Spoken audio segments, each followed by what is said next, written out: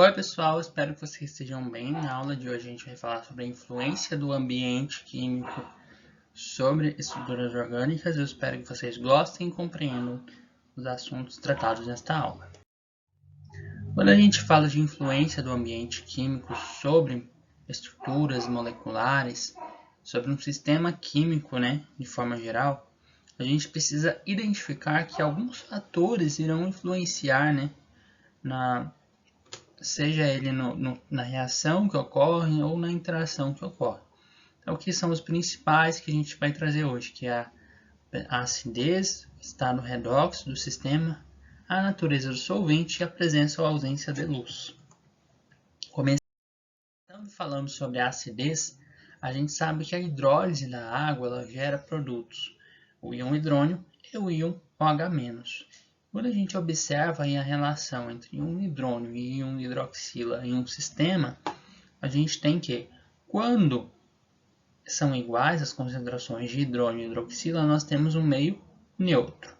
No entanto, quando a concentração de hidrônio é superior à concentração da hidroxila, nós temos um meio que nós chamamos esse meio de ácido. Então aqui nós temos um exemplo de um aminoácido, que é a lisina, presente em meio ácido. E se nós temos então um composto em contato com o meio ácido, a gente precisa identificar que se houverem aqui nesse composto ao longo dele grupos funcionais com características básicas, certamente os grupos funcionais irão interagir com esse ácido aqui, certo? Como assim? A gente sabe que pela definição de Lewis, ácido é uma espécie doadora de elétrons, ou pela definição de Bronsted-Lowry, ácido é uma espécie, base é uma espécie aceptora de prótons. Então nós temos aqui dois grupos funcionais para a gente analisar. Então nós temos a presença de amina aqui e aqui, na amina terminal do nosso aminoácido. E aqui nós temos a presença do grupo ácido carboxílico. O ácido carboxílico, como a gente já estudou bastante, como o próprio nome da função orgânica sugere, tem características ácidas. Já as aminas, elas têm aí uma probabilidade de interação muito melhor aqui com esse H3O+, porque elas têm caráter básico, como a gente já viu anteriormente nos nossos estudos. Então, o que vai ocorrer? A gente sabe que as aminas elas têm elétrons livres aqui. Essa é uma amina primária e ela é uma amina sem carga nem positiva e nem negativa. Então a gente sabe que ela possui elétrons livres, ali disponíveis para fazer ligação. Quando em contato com esse ácido, então esses elétrons livres irão capturar um próton nesse H3O+, e ela ficará protonada da seguinte forma. Aqui nós temos um aminoácido que foi protonado aqui, nessa amina do nosso grupo R. Tá bem? Mas e essa amina aqui? Ela não pode ser protonada também? Pode. Mas aí a gente precisa observar a estrutura como um todo. Observando essa estrutura, como um completo, a presença desse grupo aqui, ácido carboxílico, nessa região muito próxima ao NH2, ela influencia em quê? Esses oxigênios muito eletronegativos, eles atraem os elétrons do nitrogênio para mais perto deles. Eles influenciam, então, que os elétrons do nitrogênio eles não ficarão tão disponíveis quanto os elétrons desse nitrogênio aqui da amina no grupo R, nosso aminoácido. Então, por essa razão, esta não é a primeira amina a ser protonada, tá bem? Ela pode ser protonada? Pode, se a gente adicionar mais ácido.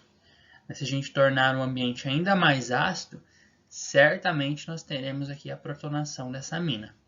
Mas a priori, a que será primeiro protonada será esta amina, porque ela não tem influência de grupos eletronegativos ali sobre seus elétrons. Seus elétrons estão disponíveis para capturar prótons. Tá bem? Já se a gente tem um meio alcalino, né, que é quando prevalece, né, a concentração de íons hidroxila sobre a concentração de íons hidrônio, o que a gente observa então? Nós observamos que se nós temos um acúmulo de hidroxila, um meio alcalino nessa solução, essa base, o H-, irá capturar o próton, então, do grupo ácido de nosso aminoácido. Então, observem lá. Anteriormente, nós tínhamos a lisina atuando como base, capturando prótons do H3O+. E aqui, que nós temos uma base, um meio alcalino, então a base captura um próton, que é o H+, da nossa estrutura do aminoácido, deixando o nosso aminoácido ionizado aqui. Então a gente precisa ter esse olhar de quando a gente tem uma estrutura ácida, uma estrutura alcalina, para identificar qual será o comportamento do meu composto quando ele estiver em meio ácido ou em meio alcalino. Então essa era a importância de quando a gente estava lá comentando: será que essa função é mais ácida ou mais básica que a outra? Então, para a gente predizer, identificar o comportamento, né, das substâncias quando elas estão em diferentes condições. Mas o que isso vai influenciar na molécula? É só uma carga que está sendo formada. Essa carga, pessoal, ela é passível de ser formar interações iônicas. Então, quando se a gente tiver um meio reacional seja ele com íons ou com outras moléculas carregadas, a presença dessa carga negativa ou da carga positiva que nós tínhamos no exemplo anterior, quando a amina estava protonada, irá muito influenciar no tipo de interação que o nosso aminoácido, neste caso, né, ou a nossa molécula como um todo, interagirá no sistema. Uma outra influência importante no meio reacional, no meio interacional que a gente tem, é o estado de oxidação. Então aqui a gente tem uma molécula de álcool se convertendo a uma cetona. O que a gente observa? A gente nota que aqui nós temos então este carbono. Ele está ligado a um átomo de carbono pela direita, outro átomo de carbono pela esquerda, um oxigênio acima, e ele possui uma ligação aqui com um hidrogênio que ela sempre está oculta. A gente tem que lembrar disso. E aqui então nós temos este carbono. Ele está ligado a um carbono pela direita, outro pela esquerda, mas aqui na ligação entre carbono e hidrogênio nós temos duas ligações. Qual a diferença entre a questão de oxidação de um álcool para uma cetona, então? Acontece, pessoal, que aqui nós temos a ligação entre carbono e hidrogênio, que as eletronegatividades são muito próximas. Já aqui, nós temos, então, uma ligação com oxigênio.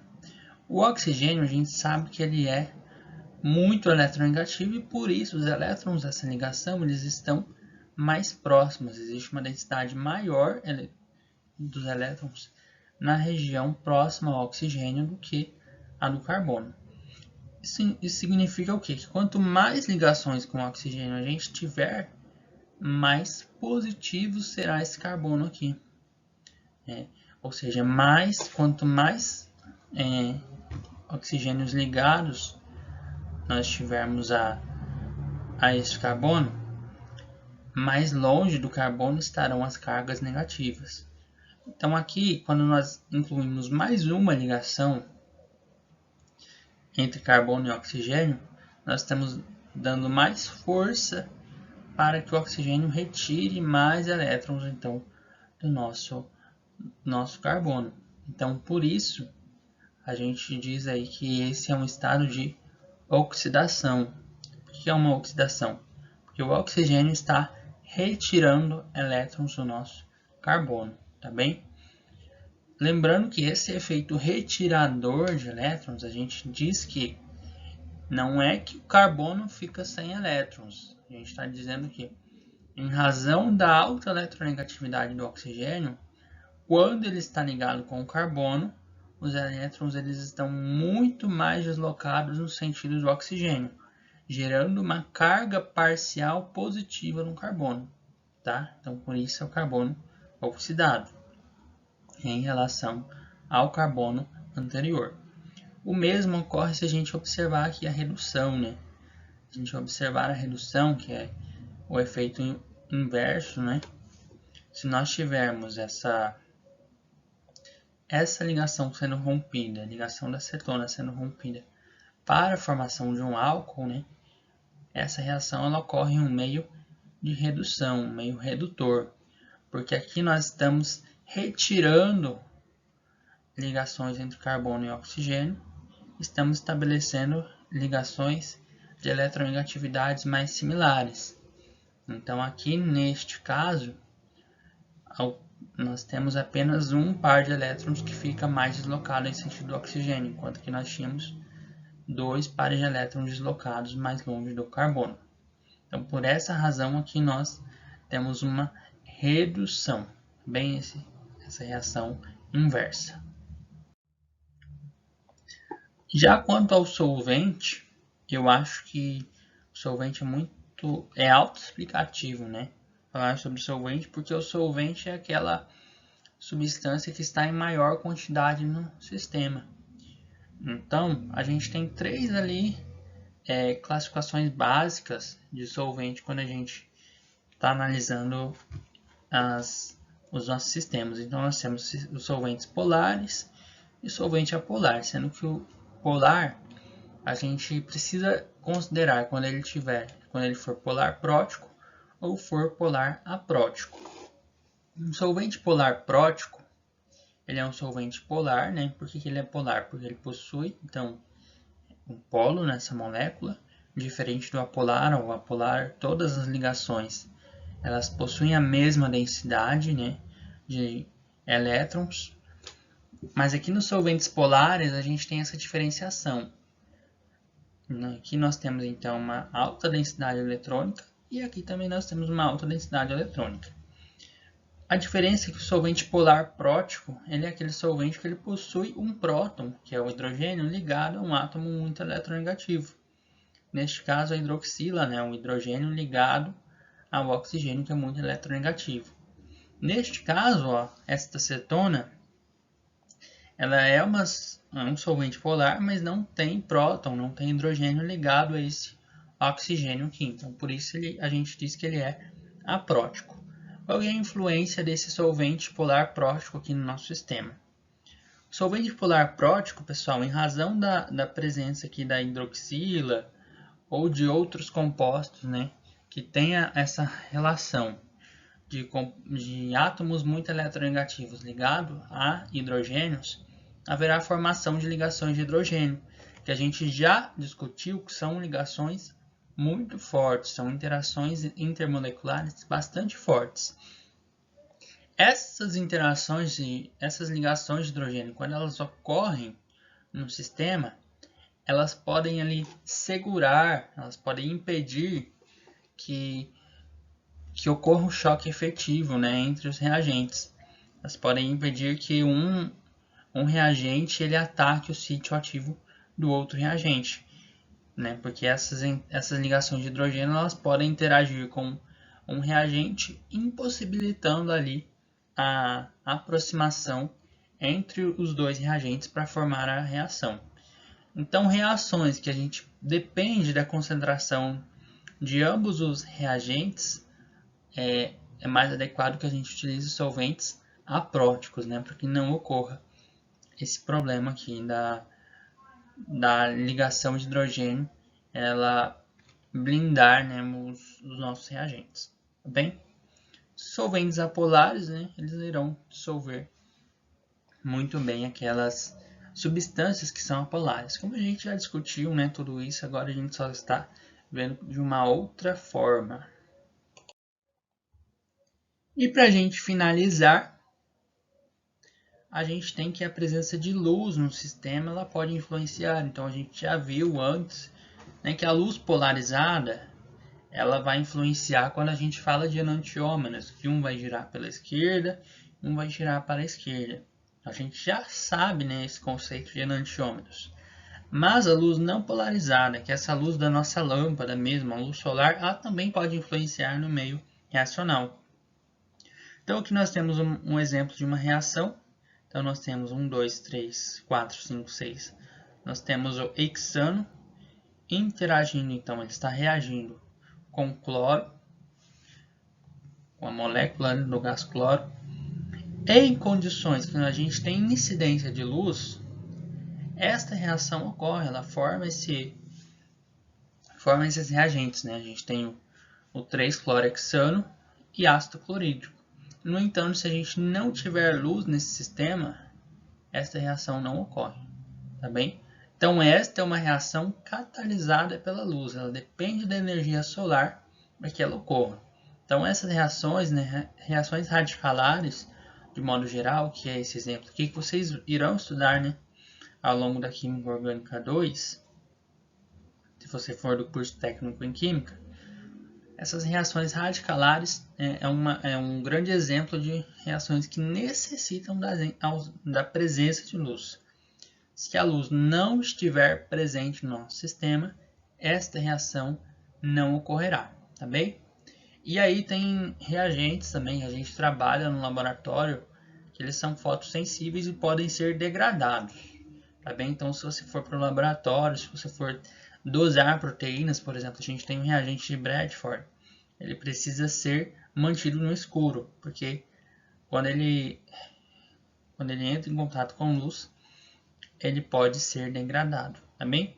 E a mesma coisa o reativo de Stiff, se você for colorir ali algumas células, dependendo da análise celular que você estiver fazendo, você vai fazer coloração de células para observar parede celular de alguns tipos de células e utilizando reativo de Stiff.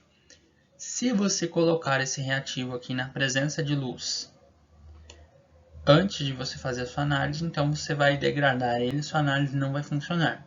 E por isso é importante a gente saber, né, que todas esses influentes, né, eles irão ter aí algum efeito, algum resultado sobre a nossa reação química, sobre o nosso sistema químico, tá bem? Então a aula de hoje é isso. Existem logicamente outras formas de influência no nosso ambiente químico, mas na aula de hoje a gente fica nisso, tá bem? Um abraço e até mais.